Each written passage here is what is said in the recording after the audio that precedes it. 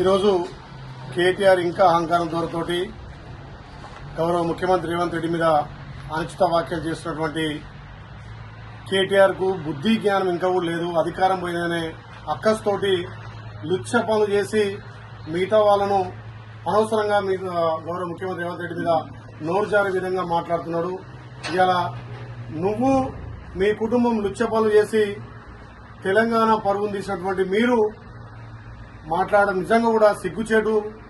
ఒక రకంగా మీ చెల్లె తెలంగాణ పరువును తాకట్టు పెట్టి జైలుకి వెళ్లిందే గాక ఇవాళ ఈ ఫార్ములా కేసులో 55 కోట్లు విదేశీ కంపెనీలు కట్టుబెట్టి ఎలాంటి అనుమతులు లేకుండా లుచ్చా పనులు చేసింది నువ్వు. అనవసరంగా వేరే వాళ్ళ పేరు మీద నోరు జారడం నీకు సిగ్గుచేటు. ఇకనైనా నీ బుద్ధి మార్చుకో. ఒక నీచపు నికృష్ట పనులు చేసి తెలంగాణ పరువును తెలంగాణలో భారతదేశంలో కాదు ప్రపంచ దేశాల్లో కూడా పరువు తీసే విధంగా వ్యవహరించిన నీకు సిగ్గు శరం లేకుండా మాట్లాడుతున్నావు.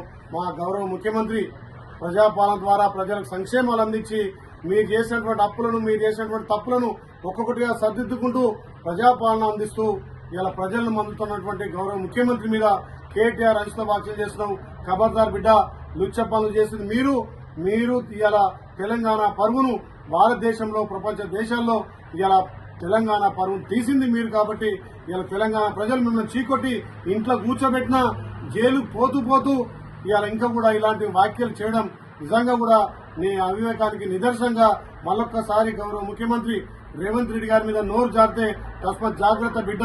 ఇప్పటికైనా ఒళ్ళు దగ్గర పెట్టుకుని తప్పకుండా నువ్వు అరెస్ట్ అయ్యేది ఖాయం, నువ్వు జైలు పోయేది ఖాయం. ఇలా మతిభ్రమించి మాట్లాడుతున్నటువంటి కేటీఆర్ కు తెలంగాణ ప్రజలు బుద్ధి చెప్పిరు. రాబోయే రోజుల్లో స్థానిక సంస్థలు కూడా మీ పార్టీకి మీకు బుద్ధి చెప్తారని చెప్పి హెచ్చరిస్తున్నాం. Subscribe us and press the bell icon for more interesting updates.